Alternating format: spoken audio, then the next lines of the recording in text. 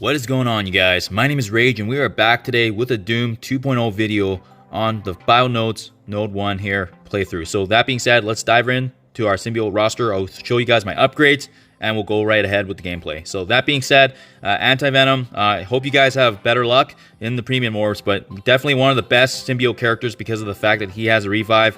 As you can see, I've leveled him up in all aspects. He's maxed out here, level 80, tier 15. And as well the level 2 ISO 8 blue for the striker. Next we got Symbiote Spider-Man here with the following upgrades. As you can see here, he does have the Raider, and that level 2 just gives that extra 10% increase. He's got that handy stun and also a special ability to actually extend negative conditions. Next we got Venom here, and as you can see, just the level 1 striker on him, but as well tier 15, level 80.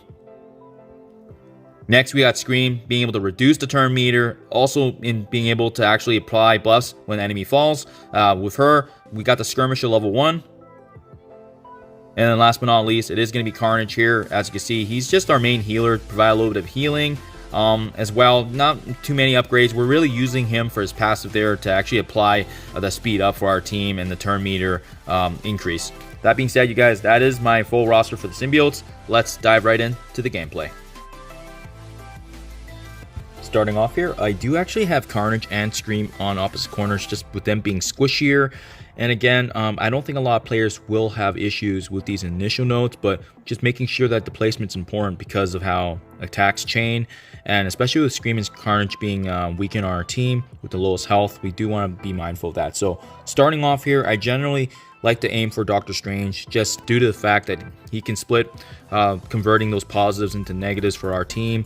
Additionally, he also has a revive, so we want to focus Doctor Strange right from the get-go, and that's really just going to give us the best chance of actually getting through it. So I'm going to continually aim for one target, because if you guys recall, the symbiote roster really thrives on having the lower HP bars on the enemies, therefore allowing Carnage's passive to give us the increase in turn meter. So following that, a good chance for Venom here to ability block is I prefer key characters such as Electro here, just due to the fact that, you know, she's got some strong abilities.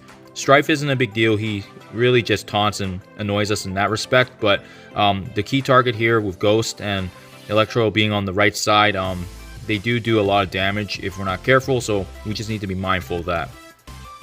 That being said, now you really want to fully take advantage of Anti-Venom's ultimate here to flip those negatives into our positives for us, and at that point I would just continue putting up damage there and really building those buffs on our team. And as you can see, unfortunately with Emma Frost, she actually did strip away all those positives from our team, but that's okay because we have really good heals with our roster, and we just need to be very mindful in the next phase here of really focusing on these key enemies. So unfortunately, we're still focused on here on Strife. Not really how I normally like to start, because of the fact that generally I can take away that. So we're going to use Scream here to actually strip away that taunt, and now we are actually going to focus on Emma Frost.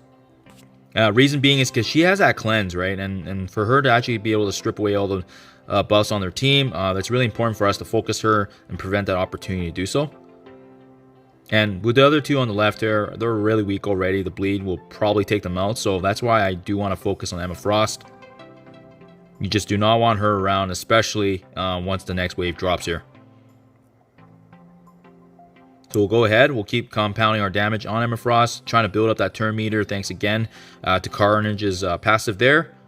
And the really key thing here is just making sure we have buffs, because once some of the other enemies drop from the second wave, we're not going to get that great of a chance here. So this is a good chance here right now to use Scream's special here to actually apply offense down.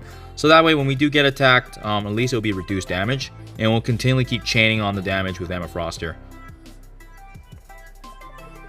So really, it's just focusing on key enemies and taking our time with this, because again, Anti-Venom's ultimate there, giving us all those positive buffs, really pivotal. So we're going to spread the negative conditions if we can. We'll go, sometimes it works, sometimes it doesn't.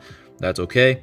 And you know what? We are actually going to focus on Electro. She's weaker right now, and we can use that increase in the speed here, especially in anticipation for the next wave that's coming.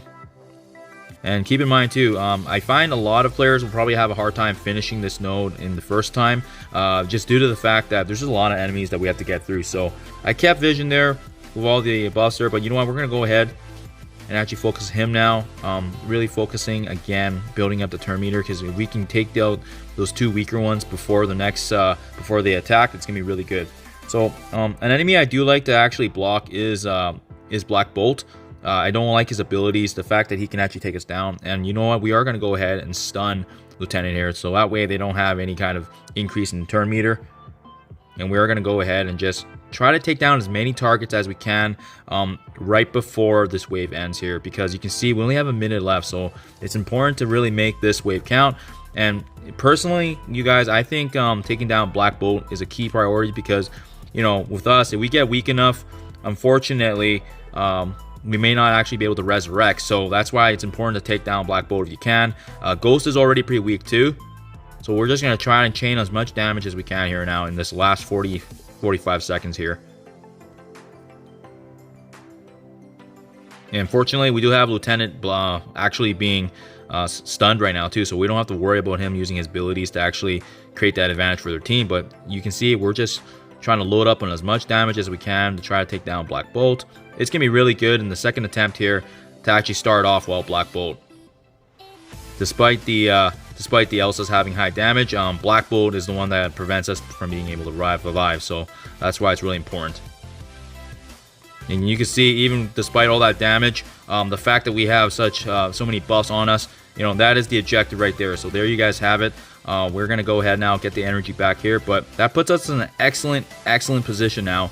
We got the defeat, unfortunately, but we got the key targets now down, and we are in a great place. So, you know, let's just jump right back into it here. Same placement, same roster, and we're just going to clean up ship here.